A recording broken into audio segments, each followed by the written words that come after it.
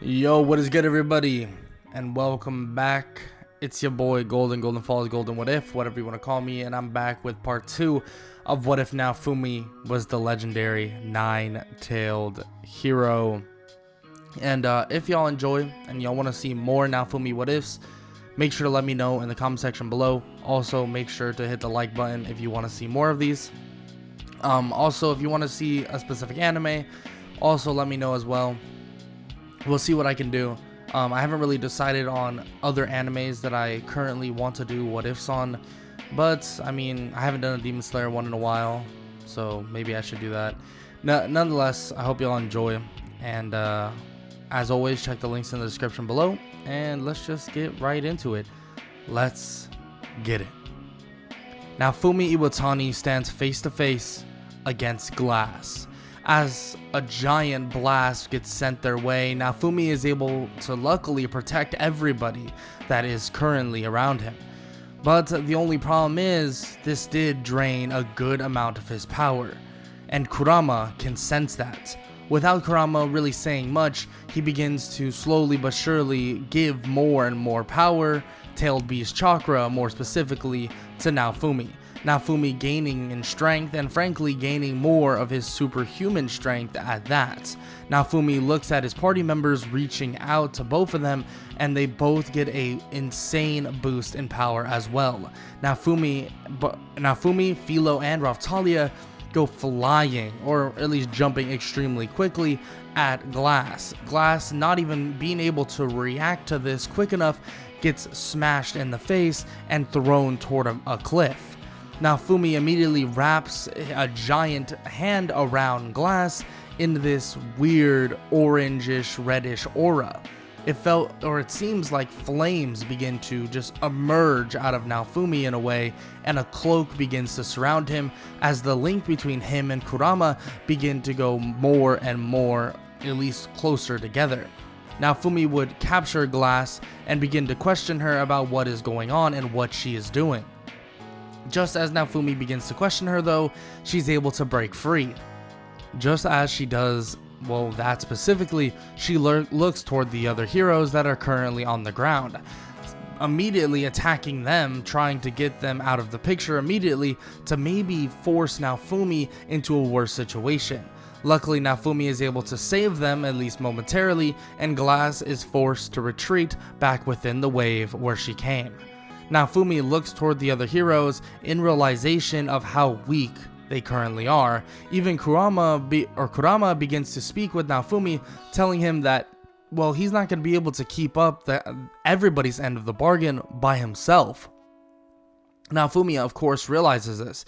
He can't protect everybody, especially if the church is limiting both him, Raphtalia, and Philo. It just doesn't make sense. If that continues to happen, then he won't be able to actually protect this world.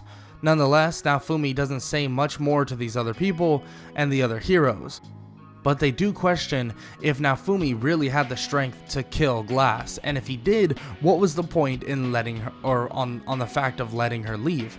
Naofumi disregards this, saying that he didn't have the strength to kill her, even though you could argue he most likely did.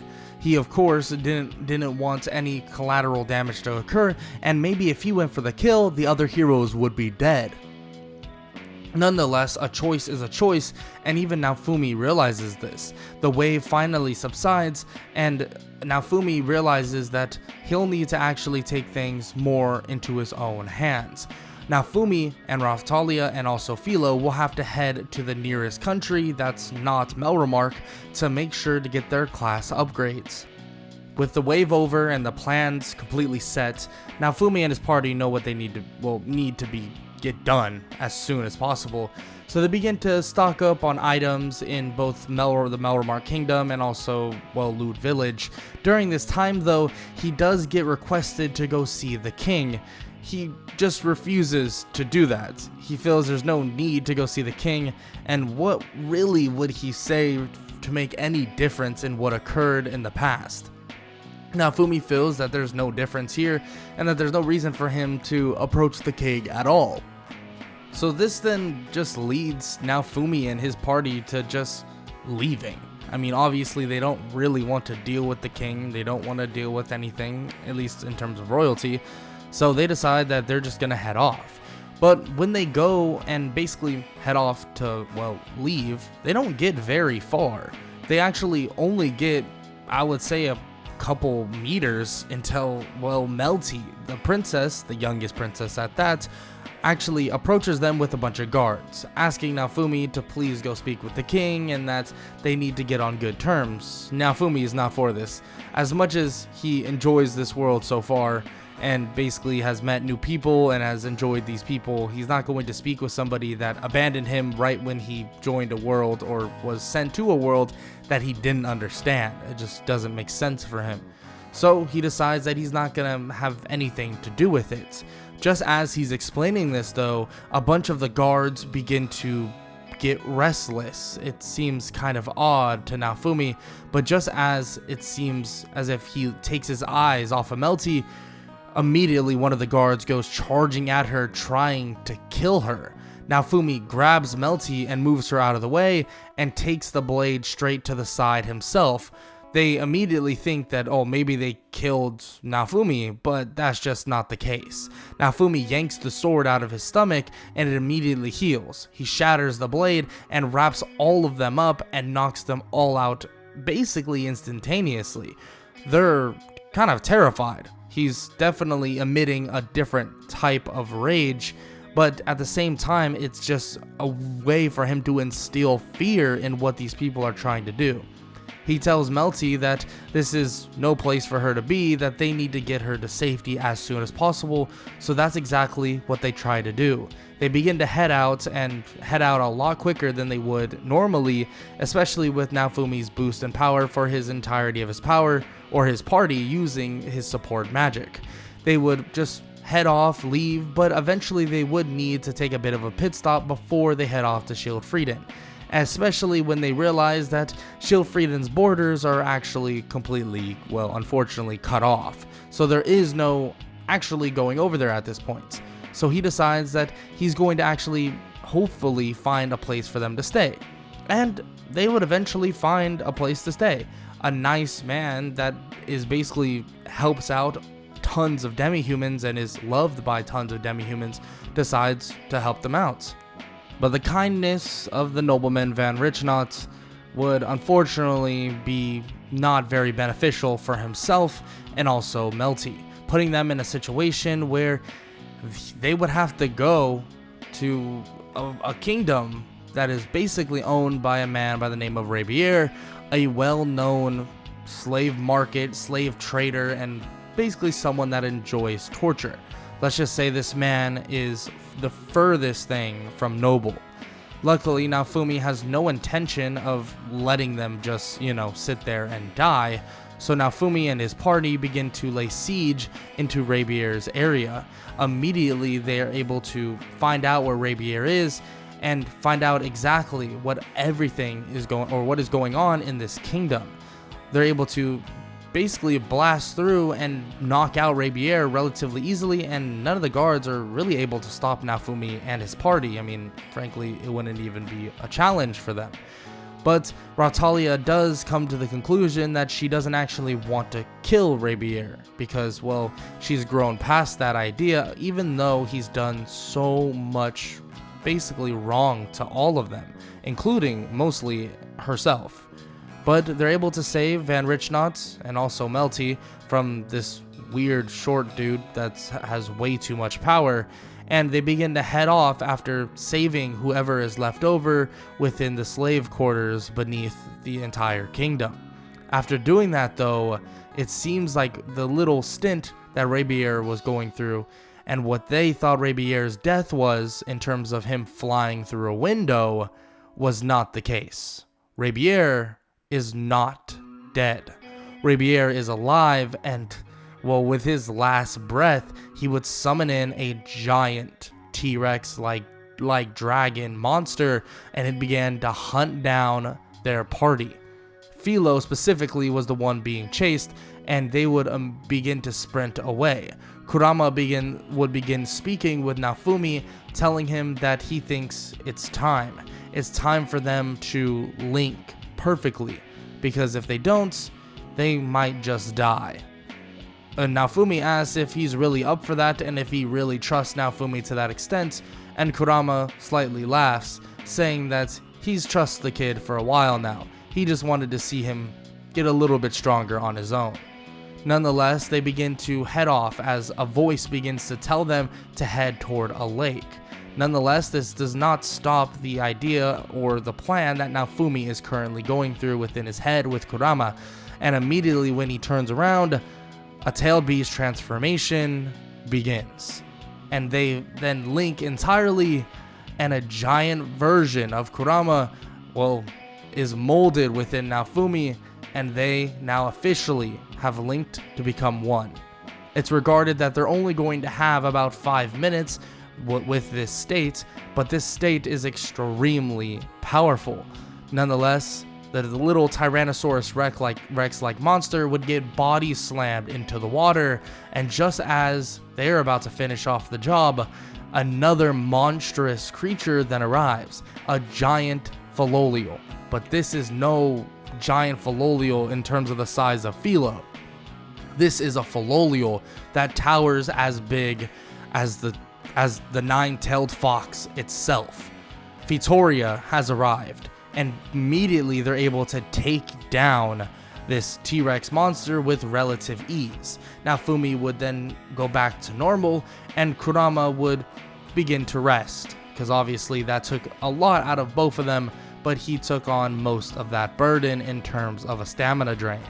After speaking with Fitoria for a little bit and getting a grasp on what's going on, they're immediately teleported away to the sanctuary of the Philolio Queen. And Naofumi has a bit of a conversation with Fitoria about the heroes need to be on the same page, and that the only way for them to truly save this world is, to work together. Naofumi agrees and says that he's fine with this idea.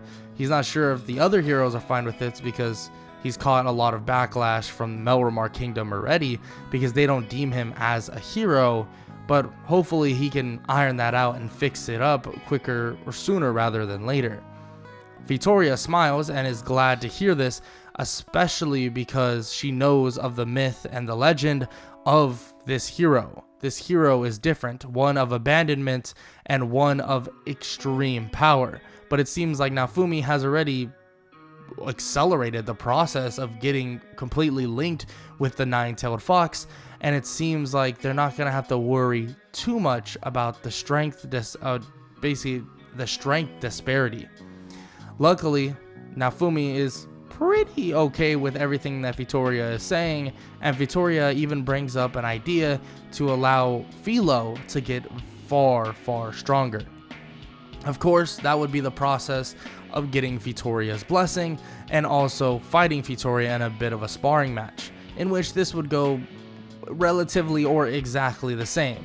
Philo is not that much stronger than Canon, and of course she wouldn't be getting the boost from Naofumi, which maybe or may not would have put her on a little bit of higher ceiling than normal, but other than that, Fitoria is still leagues above all of them at this point. But luckily, Philo is then deemed the successor to the Philolio Queen, giving her a pretty substantial boost in power, and Fitoria tells them that it's now time for them to basically secure their end of the bargain to truly become a team with the other heroes. So she's going to send them to the nearest hero to reconcile, and hopefully they can figure something out. In a matter of seconds, they're teleported away, and Naofumi stands in front of the one and only spear hero Motoyasu. Kind of the worst one he could have been around.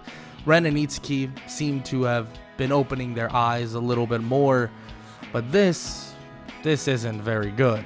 Naofumi begins to speak with him, trying to get across the idea of working together and the reason why they need to do this, but Motoyasu and everybody else there accuse him of killing Ren and Itsuki.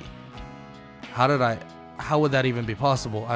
I literally wasn't even there. How did they even die?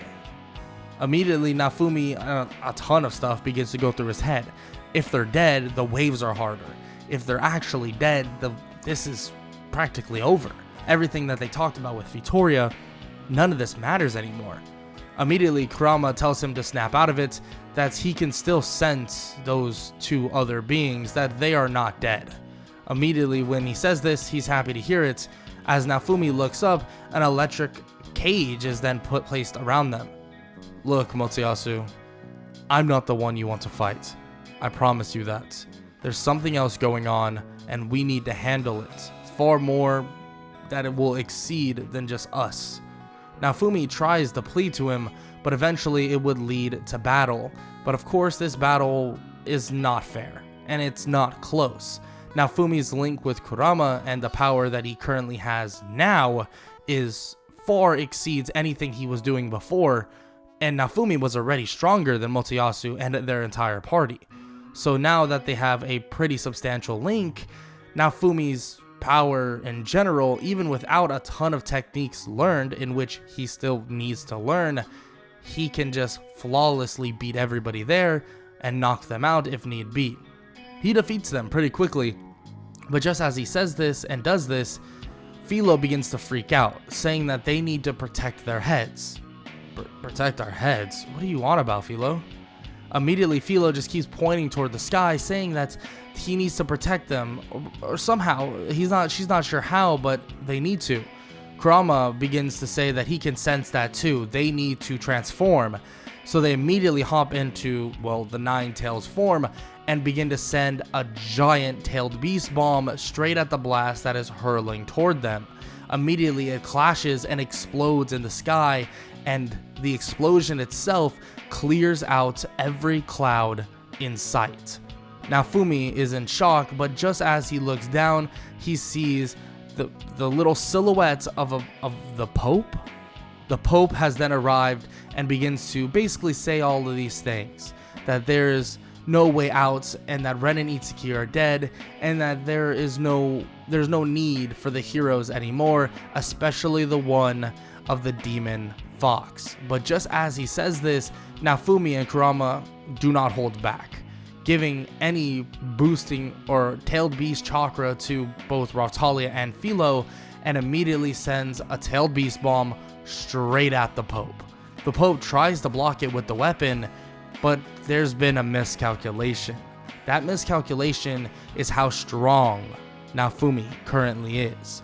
Yes, they might have thought about how strong he was before, but they didn't realize what happened between the wave and this current moment. That tailed beast bomb that goes hurling toward him, well, let's just say that weapon cannot stop it, and not stop it even close. The tailed beast bomb would struggle slightly with the weapon, but would then penetrate through the blast of the weapon, and, well, let's just say the Pope would not be, well, standing there anymore. The Pope would be incinerated into complete ashes, and Naofumi would be kind of shocked in a way about how strong they currently are. Luckily, he was able to handle whatever just occurred right now, and Ren and Itsuki would just jump in, asking how the hell he did that. Naofumi slightly explains what occurred, but doesn't truly explain everything. Nonetheless, it's not something they really need to worry about anyways, because it doesn't relate to them. But luckily, Ren and Itsuki being there confirms that they aren't dead, and that Naofumi was definitely not the one to attack them, and that they've been getting some far, or at least a lot, of misinformation from Malti, or obviously we know her as Mine. It's then revealed by the Queen, her shadows, and many others that Mine and also the King were involved with the church.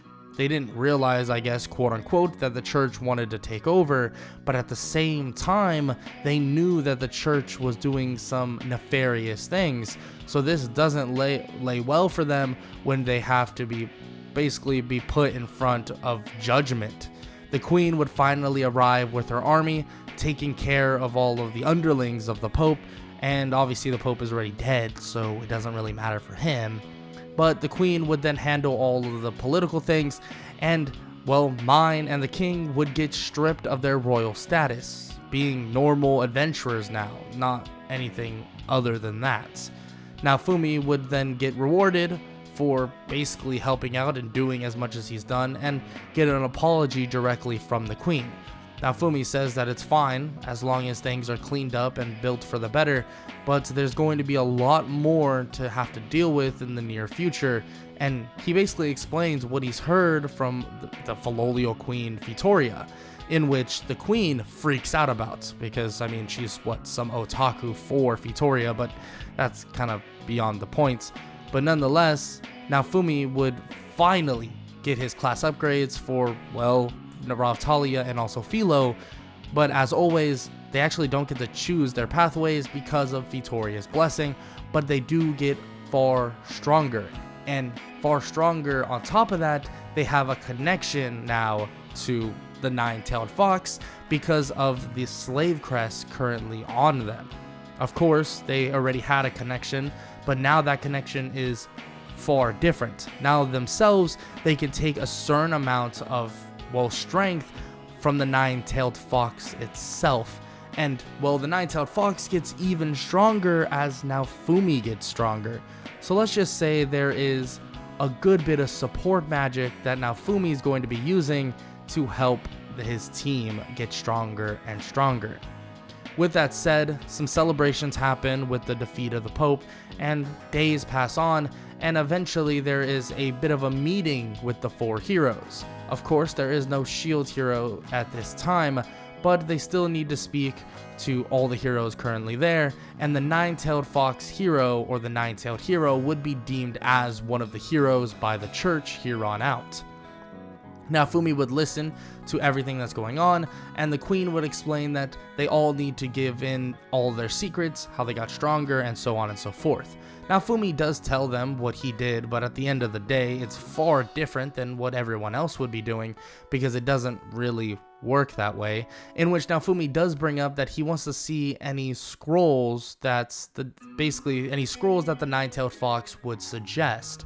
The Nine-Tailed Fox would then take over, and in his dark or deep chilling voice would explain what type of scrolls they should be looking for, or what type of basically magical grams they'll have to be looking for that Naofumi should look at to basically learn new techniques and learn new things.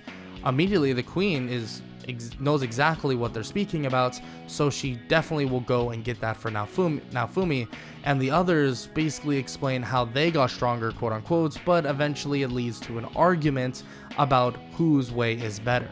Naofumi believes that every single way should be combined and that would be the most efficient, but of course they don't really care because, you know, they're weird. But nonetheless, these scrolls would then eventually get to Naofumi, and the queen would then explain exactly what's going to be going on, that there's a archipelago event that is going to be great for them to train, get stronger, and in Naofumi's fact that in Naofumi's regard, he can get stronger with his team and also learn more with these so-called scrolls. With everything in line and everything and everyone knowing what to do, Naofumi and his party would eventually take the next ship to Calmira, the archipelago. And when they would arrive, or at least during the trip, Naofumi would meet some interesting people. One by the name of Lark and one by the name of Therese. And immediately Kurama says that their scent is very similar to the one that they fought before by the name of Glass. Naofumi doesn't say much and really didn't have any intention of saying anything, and as he walks out though, a vestige of some sorts, or kind of like a hologram of Kurama, would pop out and stare at the two of them, and they would both flinch, wondering if Naofumi knew what was going on and who exactly they were. This would lead them to kind of staying away from Naofumi, not really wanting to, let's say, die, so they decide to keep him at arm's distance. During this time, Naofumi would begin to learn about everything he can even get his hands on. Techniques, chakra, anything he can really think of. Of course, Kurama can teach him here and there, but the scrolls is really what's going to help him in this world. He takes his time to not only learn those things, but also train with his party members, in which it helps them grow faster and faster when they're all training together. Eventually, they decide that they're going to take a bit of a rest. Naofumi's going to continue reading some of these scrolls, learning more and more techniques. Techniques that would range from the Rasengan to the Chidori to really anything you can possibly think of. Stuff that is seemingly so simple, like a mud wall, to things that are more complex and more interesting in terms of power. Naofumi would continue learning more and more during their time, but Philo would eventually come across something very, very odd. This would lead them down to the depths of the water and lead them straight to a dragon's hourglass. A dragon's hourglass that is ticking very quickly, and it seems that there's only 48 hours until a wave is bound for Kalmyra. This is not something that's good. Naofumi immediately heads over to the queen, telling her of what's going on. They get a naval fleet out there as soon as possible, and with very little time to even spare. It's then time for the Kalmyra wave to arrive. The plan is more or less to have the heroes take on the main boss, eliminate the main boss, and then go from there. But Naofumi knows that there's going to be a little bit more to this, fight than they can possibly think of. Only reason why he knows is because of Kurama, but frankly, he's expecting, some more of these otherworldly heroes, or whatever you would want to call them, to arrive. The fight would finally begin, the sky would go purple, and the wave would commence, and they would immediately fight the main boss, a giant fish-like creature. Naofumi forced to take it down himself when the other heroes can't even lay a finger on it. They're just, too weak to actually fight it. Luckily, Naofumi is extremely powerful, incinerating the being or the monster and leaving just its corpse laying there. He goes over with his party to stand on the corpse, and he waits for the two to arrive. The two that they suspected to be otherworldly quote-unquote heroes. They would land, and that's what it was. Lark and Therese would stand in front of Naofumi, and Lark would apologize what needs to be done. Naofumi shakes his head and says that none of this has to be done, but there is no apology being sent to Naofumi. There's things that they have to choose, and there's things that Naofumi must choose. And if that means the death of his world compared to the death of their own, he'll do what he must. Naofumi, far more serious, and Kurama can feel it as well. Immediately a cloak, this red or more fiery like cloak, would surround Naofumi, and the power of the Nine Tails would surround him. In perfect unison, he'd immediately extend his power to Raphtalia and Philo, and their fights would finally commence. The fight between the Scythe hero, or the wielder of this amazing scythe, and the Gem hero, other known as Therese, or at least the wielder of this gem-like weapon, is about to begin against the Nine-Tailed hero. Will Naofumi have any trouble, or will he be forced, or will his hand be forced to kill these two, and maybe even Glass herself? We're gonna have to find out in the finale of What If Naofumi was the legendary Nine-Tailed hero. As always, I hope you all enjoyed, and if you did, make sure to leave a like, a sub, and a comment down below, all that good stuff. So the next part, which is the final part, will be that fight, so the end of Season 1, and then also Season 2. As you all know, Season 2 is pretty short, and it doesn't take too long to go over, and frankly, with what ifs like this, you can kind of assume what's going to happen in Season 2. Nonetheless, I hope you all enjoyed, and if y'all did, like I said, leave a like, leave a sub, all that good stuff. Check the links in the description below, and I hope all y'all have an amazing day. Later.